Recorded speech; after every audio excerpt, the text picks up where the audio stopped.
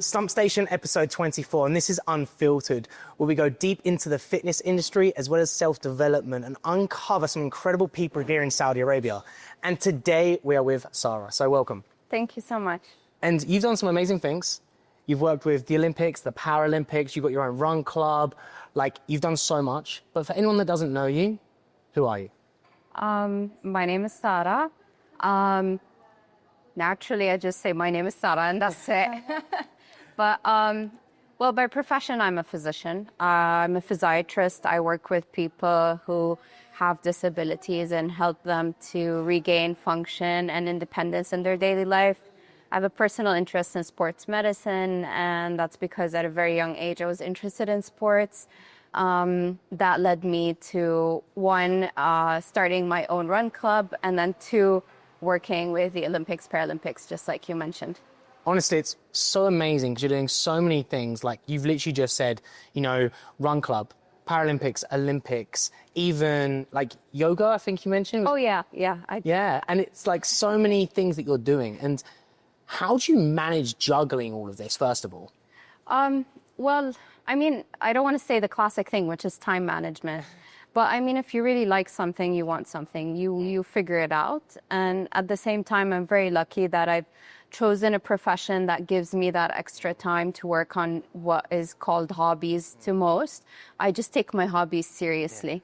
And yeah, I have family members, friends who support me through it. So it makes it easier to go there. Honestly, like some of your hobbies are doing incredibly well, like the run club we run, and that alone is doing so well. Why and when did that actually start? So we run is 3 years old now. But I'd say it started a long time ago because we were a group of friends that liked running together. And the initiative came, okay, let's start a run club. It's not because there's a lack of run clubs in Saudi or in Riyadh, but because we wanted to bring something new. We wanted to bring a fresh perspective to run culture and to introduce running to people who felt it was intimidating. One of the first things that I really wanted to do is that one of the reasons I picked up running is because I wanted to challenge myself and to go into an uncomfortable environment. Not a lot of women were running at the time. So we started a women-only run at the start to kind of ice break, you know, the situation for ladies who wanted to try it. Now we're at a point where we don't need it anymore because the girls are just as competitive as the guys. And at the same time, they're just as relaxed to join us. And I think this is the point. We tried to bring in run culture to everyone. So that was one of the things that I wanted to do and the team wanted to do. At the same time, the reason I think We Run is successful, it's because it's community-based. So it's just about all of us and not one of us. And if you look at the We Run page, you won't see a lot of me. I don't use We Run to promote me. I use We Run to promote running. And that's what I'm proud of, every single person that is behind the we in running, you know, yeah. I love that because it's so true. I do stalk you and obviously the profiles and I couldn't see anything of you, but we run and there's so many other running clubs out there now. It's become a trend that has got quite big, especially in the winter. Post-COVID. Yeah, of course. Yeah. And I think you arrived at the right time. You've made it for women and now obviously now it's a bit mixed, right? But what makes We Run different to all these other groups? Yeah, I think what We Run does really well is that we love to just take challenges and try. We're not interested in just copying what other people do. So a lot of what we do gets copied and we're so proud of that. Could I get an example? Oh, no, of course not. But I mean, you can check time frames. Okay. Anyway. Can you give me a hint on where I can look? No? Damn it. I wanted to get some gossip. No, that's okay. I mean, I believe that no idea is, you know, original. We Run is not original also. I once Googled We Run and there's like 1 million clubs around the world called We Run also. Okay. So it's not original, but the people in it are. And I think what we really care about is selecting people who think community first and then they think about themselves or about, you know, whatever run goal they have. Also, what we wanted to frame We Run around is the whole community. So we provide sessions for women, we provide sessions for kids, which was one of the first clubs that did that. We also wanted to make things accessible. So we didn't just run in one place. We ran in different parks around Riyadh. We tried to access venues for people who didn't have access to these venues. So it's all about creating opportunity where it really was difficult at the start. And I think that's what really broke the kind of, running community type of stigma. And a lot of what we did is we don't have this issue with, oh, you better run with us and not with someone else type of attitude. So we have run with everyone. We know you're going to come back, type. And then at the same time, we also just, as a run club, there's this sense of community. Without even mentioning it, like we attend each other's weddings, we celebrate each other's wins, we grieve each other's losses, and that doesn't happen forced. You can't force that. You can't, you can't create that out of nothing. In fact, I mean, this has nothing to do with running, but in our community alone, we've had 2 couples get married. Wow, it's amazing. Which You're is being really Cupid cool. right now, eh? I mean, I don't want to promote it as that type of club, but it's lovely to see that families are going within our community. And a lot of people can show up with their kids, and their kids would run with us. So that's kind of what I wanted, is a space where I can come with my family.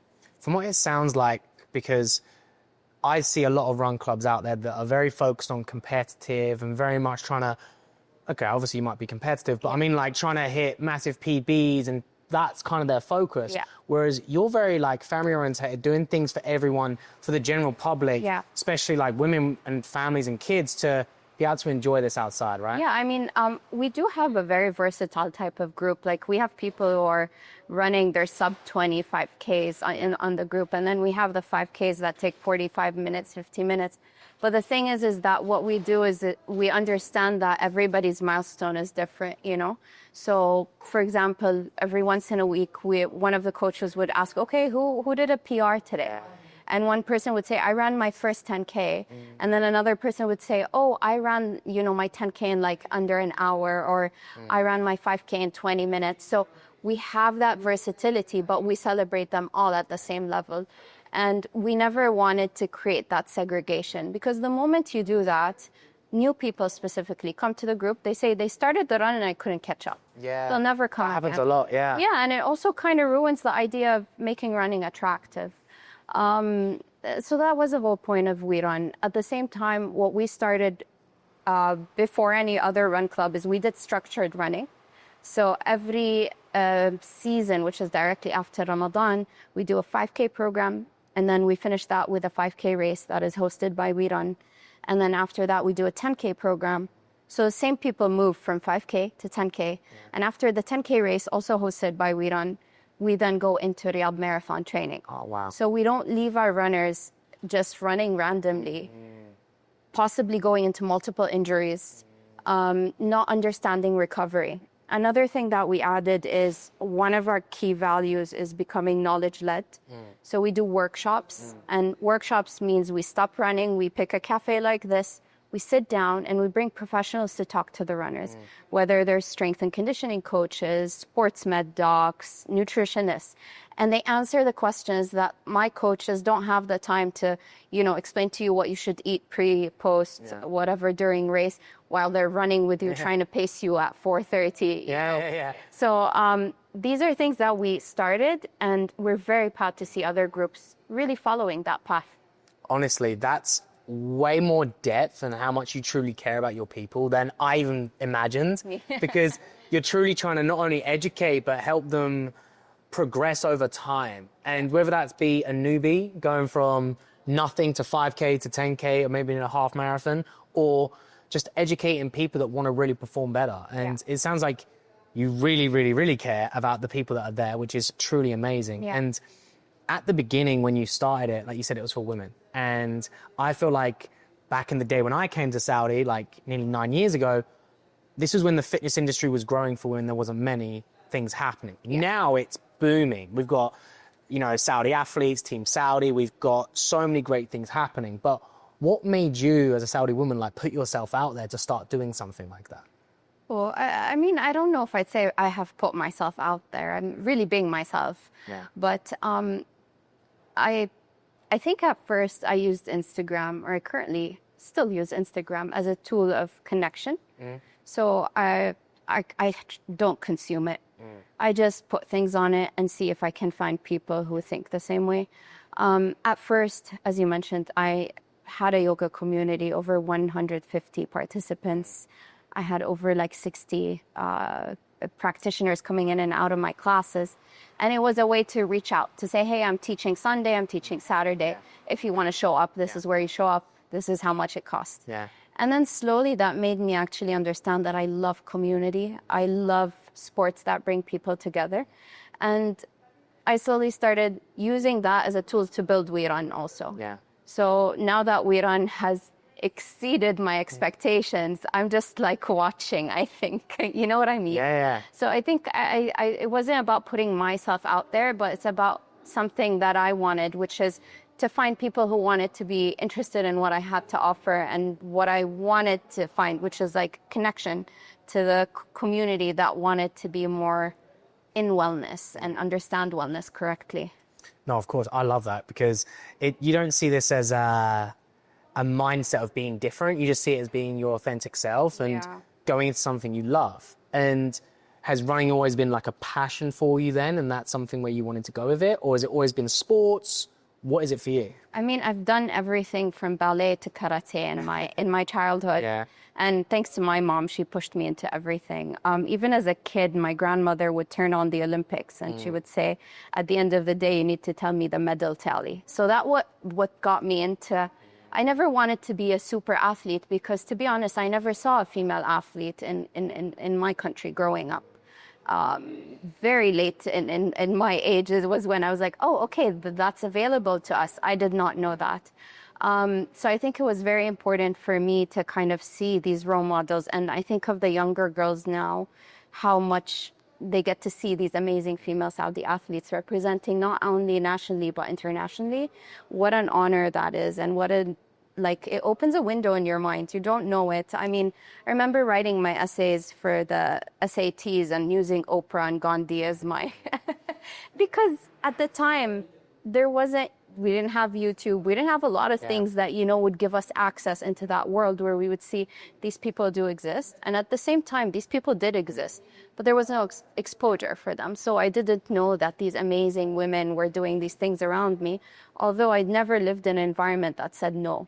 I was in an environment where I told them I wanted to be an astronaut. There was like, go ahead, So naturally, that's just how I felt about it. I forgot the question. It's okay. But you're not wrong because even in my time in Saudi, like I said, is that female athletes have slowly grown. Yeah. Now you've got medalists, you've got the Saudi Games, you've got Team Saudi, you've got all these events happening where you've got these incredible male and female athletes. Yeah. But the female athletes weren't spoke about as much in comparison to now. And I feel like it is still growing and it's inspiring this younger generation to actually want to be involved in sports and actually make a career out of it. And also it's one of the goals is to increase female participation, not just in professional sports, but even in community sports or in leisure sports. Just recently, I was chief medical officer for the Islamic Games, and we had over 43% female participation in Team Saudi alone. Wow. I think at the time they were aiming for around 30, 34 medals. We had 56, 57 medals. Wow. So there's so much potential in female and male athletes. And I think because the investment is there, the care is there, and also the exposure is there, that's really cool. And I'm very lucky to observe it and get to see it, Yeah. No, I love that. And what is one thing that you got from that whole experience that really, maybe an aha moment from out your career where you've seen women's sport probably explode? Has there been a moment like that where you've seen it just change? I mean, I've been very lucky to accompany two female athletes that really broke a lot of glass ceilings. So I was in Tokyo 2020 during the Paralympics, also as the chief medical officer for Sarah Al-Jum'a, who was the first ever Saudi female Paralympian to qualify for the Paralympics. Oh, wow. So that was in 2020. And then also I was the chief medical officer for the Olympic Games, where Dunya Abu Talib, who's a taekwondo athlete for Team Saudi, was the first Olympic athlete in Saudi Arabia to qualify, female, to qualify for the Olympics. So I got to see a lot of history-breaking moments. I think these two moments were an aha moment for me. At the same time, what I loved seeing is just the appreciation, the encouragement they got, just the support they got. That was really nice to see. I was very proud of it. I mean, at the end of the day, I consider myself an observer and not a representative at all. No, you are, like, because you've been there, you've experienced it, you're giving to Saudi in one way, right? Whether that be on the We Run and just the community aspect, or working with Team Saudi. That's two completely different sides of the spectrum where you're giving a lot to, whether that be a job or whether that be for fun and a hobby. Yeah. And what advice would you give, or even just a quick advice to women out there that want to come and start running, or maybe just want to push and try and maybe make the Olympics because they've been inspired? Yeah. Is there any easy advice you'd like to give them who are maybe scared to start? Yeah, I mean, just like you said, so you need to push and you need to try. Anything that you do love, you have to be very obsessed with. When we started We Run, me and the team, we were obsessed. Like, everybody was like, you're going to fail. There's other run clubs. Who are you trying to compete with? We're like, we're not here to compete. Yeah. We're just going to do our thing. Yeah. And we did our thing. But we were obsessed with every detail, sometimes details that I didn't understand. Like, another person who's in charge of social media would go, no, remove that post. That's not how it's supposed to go. I'm like, you guys, we're not even paid to do this. You know what I mean? Yeah. And I think you have to be like very unhinged, obsessed with what you want. And then, put in the work, obviously. No, I love that. And I think as well, for any man or woman out there that wants to create a run club or have a goal, it's not comparing yourself to another big shark in the market. It's more about just doing the best you can, learning from mistakes and just pushing through something, whether that be trying to be an athlete, trying to create a club, or maybe just push for a career. And I think that's a biggest takeaway, is just be obsessed with the little details and constantly improve. Yeah, and also go back to your purpose. Like, I feel a lot of people want to do things because their purpose is success. So maybe it's not the run club, it's you want success, so go into stocks. You know what I mean? So understand your purpose, understand why you're doing this. I wanted to do a run club specifically because I wanted people to run with me. So naturally, I did the run club. I wanted to work in sports, so naturally, I went to Olympic Paralympic. I knew my purpose. None of it was I wanted to make money, or I wanted to become popular, or I wanted to take the coolest photos. These things can be done in other ways, That's true. And I think a lot of people out there, not just women, but everyone, they kind of find it hard to find their purpose. They don't know what that is. Yeah. And what about you? Like, what is your purpose and how did you find it? I'm still not sure. Okay. I'm honest, I'm still not sure because I'm very indecisive. Every day it changes. So that's why I told you I've tried a lot of sports. But I think at the end of the day, your purpose is to be happy and fulfilled. So I kind of search for that. And I'm like, okay, what's going to make me happy? What's going to make me feel fulfilled? And it's a lot of trial and error. I've done a lot of things that failed. I just don't post about them, Could I get an example? A lot of things. I mean, if you want to go way back, I think in junior high, I used to sell greeting cards that I drew. Yeah. I did art as a all the way to high school. I won a few awards also internationally. Oh, wow. And I wanted to be an artist, but my dad was like, your grades are medicine. So I went into medicine. But yeah, that was a failed business at such a young age. Yeah. And then me and my friend also started a custom-made notebook project, also in college and high school, where I custom made and drew people's yearbooks. Oh, wow. Girl by girl, I would draw her everything. Wow. Handmade. And then we would print them. And obviously that wasn't a successful strategy. That's a lot of work, right? You got to be obsessed. Yeah, I would finish a yearbook in a week. And I would just sit down and do it. So this obsessive mindset has transferred clearly into medicine, clearly into the run club. Yeah. Are you always like this with the thing you love? You're just obsessed and just want to keep getting better? Yes, but it is not the perfect, equation. Sometimes I do burn out, and I've learned, especially with age, as you grow up, I've learned to recover, I've learned to rest, and that's one of the things we tell our runners, because especially new runners, they come in and they want to run a marathon, and we're like, recovery is your best friend, rest is your best friend. And now, as I've matured, I've understood that, okay, I need to take that vacation. I need to step away from this project. I need to let other people and delegate, because, you know, with obsession comes this need for perfection, and I've toned it down. Yeah, yeah. Maybe people who know me won't agree. But I feel you, because I'm the same. I work 7 days a week. I work hard and I love it. And there was this last year for the marathon. So I like to run, but I'm more into CrossFit. Yeah. My friend goes to me, Liam, let's do the full marathon. We did a half marathon the year before. Wow. And this was 30 days before the marathon, by the way. So I said, look, if I'm going to do this, I'm going to do this. So I ran 6 days a week for a month to get my volume up, because that was the hardest part. Yeah, of course. The goal was to get a sub 4 hours, which I did. I got 4 hours, 8 minutes. I mean, it's a hilly marathon. Yeah, yeah. But look, I was very happy that I did 4 hours, 8 minutes with 30 days prep. Yeah. It was the most intense thing ever. I didn't run for easily 3 months nearly after that, because it was too much, you know. That you're lucky you didn't get like a stress fracture or something like that. My feet, as you probably could guess, were in very bad ways. Yeah. Like I can imagine. my shoes I had to throw out. Like I would never recommend that. No, never. And that's not recommended. Yeah. We run not doing that ever. We don't do that. But seriously though, like, if someone came to me and said they were going to do that, I'm like, don't. That's it. I'll walk away. like, I do stupid things. Yeah. You know, this is where also as an athlete, like mental body awareness comes in. Everything's purely mental, of course. Skill is important, especially things that require skill, gymnastics, things like that. But mentally, if you think you can do something, it's very possible you will. Yeah. And I think that connects in the running world in a big way, because a lot of people look at a certain person's physique and go, how's that person running? I'm like, it's all here, man. It is. Yeah, yeah. And that's what I realized as well. It's all in your head. It's very much like, if you give up, you're done.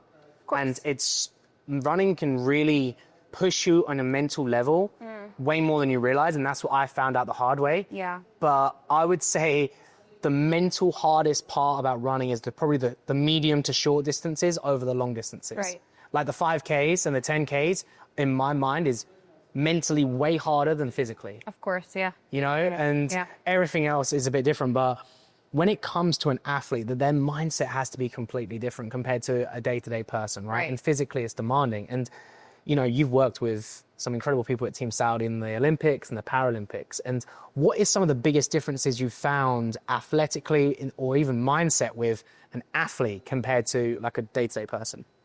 I mean, obviously an athlete is a full-time athlete. So I won't say it's only a luxury. Like so many of our community runners, they put so much pressure on themselves to achieve a certain goal, and they still have a full-time job. They have to wake up early in the morning. They don't have the luxury of, you know, sleeping 10 hours or you know, their own masseuse and their own physiotherapist. So athletes have that luxury, but at the same time, athletes have a lot of difficult tasks, which are, they have the pressure of, you know, understanding they're representing a certain entity, understanding that there are certain expectations from them in their performance. So a day-to-day runner, the only person accountable is yourself. Yeah, there's no one sitting there going, you better finish that 5K. Yeah, but you put that pressure on yourself, though. Oh my God, we all do. Yeah. We all do. Like even myself, sometimes I'd be going for an easy run and I'd be upset if I felt like I needed to stop because I'm in pain or something's up. So, and it's natural, and I think that's a lot of people in the fitness industry understand that feeling of, you know, expectation and wanting to grow towards it. There are huge differences, but I think the biggest difference is really not the mental aspect. It's just that the lifestyles are completely, so you can't really compare. Yeah. And I think as well, people need to realize that a life as an athlete is not what you think. Is you're training a lot, but you sacrifice so much more outside of that you may not want to sacrifice. Like, do you really want to quit your job and train and recover and focus on that? Like, and most people like want to. Some friendships, your lifestyle, people who are attached to their families. There are times where you're in base camp for months. A lot of people don't see their kids. I remember talking to a Paralympian. He had a 6-month-old, and he said, I saw her just when she was born. So to me, that was like, I was oh man. So yeah, if you plan on marrying an athlete, it comes with that, you know. And understandably so, it's their job to train, to travel, to compete, to you know. So it's a lot of sacrifice. I mean, when you get to enjoy sports as a luxury, there's not much sacrifice. It's more gain than anything. Yeah. It's just fun. If you have a bad day, you have a bad day. You can go home and see your family. You move on. Yeah, you move on. Yeah. And you've been to the Olympics, the Paralympics, which is amazing. And what are some experiences that you went through during that time, which was just memorable for you? Wow, so many things, honestly. I think the most beautiful thing is just seeing the world come together for sports. And the idea of, chatting up with someone from, I don't know, Congo, and then the US, and then Emirates, and you just all are talking about sports. That's really fun. Yeah. Another thing is, I think it opened my mind to sports medicine, and it made me fall in love with medicine again. So that was one thing that was an aha moment to me, as I noticed this is what I want to do. I don't know how, I don't know why, but this is what I want to do. And a lot of people think it's luxurious, so it's not very luxurious to be a physician for Olympic Paralympic. It's fun, it's exciting, it's an honor, but you are basically 24/7 with the athletes. You are at their every need. You are basically accountable for anything that happens. So imagine the stress, the pressure. In the hospital, you're there from 7 to 4. Yeah. After that, you check out the on-call covers. So responsibilities easy. There's a clinic. With athletes, you basically breathe, think everything about your athletes. Your day is not your day. Your day is your athlete's day. That's so stressful. It is stressful, yeah. And with the Paralympics, I've been very lucky to be part of the International Paralympic Committee medical team. So what I do with the team is we oversee the games. So in Paris and now, inshallah, in Milan and Cortina, we oversee the games. We make sure that the host country is taking the correct steps towards medical management and medical procurement. So I've been very lucky to also be on that team, get to do research about athletes. So yeah, I think the biggest thing for me is meeting people from around the world and just noticing how everybody's basically the same. I love that. That's so cool because, there's so much that goes on that people don't see. Yeah. And I think that's kind of like the curiosity behind it. Like we don't hear that. Yeah, it's great to work there, but you're working 24/7, Yeah. And was there a behind-the-scenes moment that people don't see, which is like maybe a bit exciting that people would never hear about? Oh yeah, I mean at the Olympics, I just walked by Serena Williams. You'd see like all your rock star athletes that you never thought you'd see in your life. Personally, I met Kipchoge. Got to talk to him, got to ask him questions. You don't get to say that, not everybody gets to say that. And I think, when you get to meet your idols, it's very, very special. At the same time, you get to have the same meal they're having in the cafeteria. Wow. And then you realize, oh, okay. This is normal. Yeah, and then you also realize how normal the Paralympics basically like a camp. Everybody goes to the same cafeteria. Everybody goes to the same track, and it's very cool to see the medal. I mean, there are little moments. I remember, like me and the IPC team, we were sitting watching a game or one of the athletes, and a very big, international president passed by. Randomly said hello to us, and I was like, what? So these moments were like, okay. This is so surreal. Am I really here? Yeah, these are the Olympics. This is the Paralympics. Are we really here? And to me, these were like moments where I was struck. Yeah. I love that. And do you think in the future you'll always go to the Paralympics and Olympics if you can? If I'm given the opportunity, I'll never say no. Do you think so? The next, what is it? 2028. Yeah, 2028. Yeah. And 2026 is Milano Cortina Winter Olympics. So you'll go to those, hopefully? I'm going to the Paralympics if all goes well. Nice. Yeah. Honestly, this is so amazing. And like just hearing what you've done in so many areas is amazing. But what about you? Like, what are your goals now? Oh, my goal is to stay sane. No, really. Currently, me and my husband, we're growing a bunch of plants in our home and focusing on family and just planning things with family and friends. Like, I don't have any major goals for myself. Honestly, like, I just do month by month. So I read a book every month. And I try to stay sane, see friends and family, and that's it. I love that. Yeah. You're very present, I want to say. Like you like to enjoy the moments and just go little bit by little bit rather than thinking That's too far because ahead. things are planned for me 4 or 5 months ahead. Yeah. So I've decided to not think about it. That's fair. That's completely fair. Yeah. I love it. I don't want to And know about it. so the way we normally end any podcast is quick fire questions. Okay. And it's not normally quick fire, but we try our very best. Okay. Not good with those. It's okay. We'll try our best. First one. Would you rather a long run solo, easy pace, or a 5K hard pace with friends? Long run, solo. It's less painful. It's less painful. What is one habit that you have in your life that has changed it rapidly to help you have success you've had? I mean, it's an accumulation of habits, but I think I'm very good with falling and getting back up. So adversity, you can deal with adversity quite well, I guess. Yeah, I'm good with that. I'm okay with punches. I love it. Not physically. No, mentally. No, I can't take them physically. I'll cry. Yeah. What is one quote you live by? I don't know. I don't do quotes. I used to in high school a lot. Yeah. I was that girl. But I don't know. Like in Arabic, there's a saying, you say "Yudabbir al-amr," which is like God will take care, take the wheel, kind of thing. And I say that a lot every time I'm stuck. It just kind of gives me peace when I can't control it. I love that. And what is one piece of advice for women out there to start running, start being active, or pursue a career to be an athlete? Oh yeah. So if you want to start running, join me run. No, really, we have amazing female coaches. And we're one of the only teams with multiple female coaches. And if you want to pursue anything in sports, you have to try it. And make sure the environment you're in is safe and that it's supportive, because the people that do excel in sports are supported in every pillar in their life, family, friends, social. That's how you excel. Of course, you can excel in adversity and when everything's against you, but it's much easier when people are on your corner, in your corner. No, I love that. I love that. Yeah. And it's a pleasure to have you on. Thank you. And obviously, we run, your social is going to be in the captions because anyone that wants to go run should go. It looks amazing. I'll probably have to come. Please do. I'm going to say, when is the next run? What's tomorrow?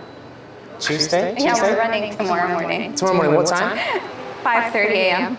Inshallah. Yeah, okay. A pleasure to have you guys. Subscribe, and we'll see you next time.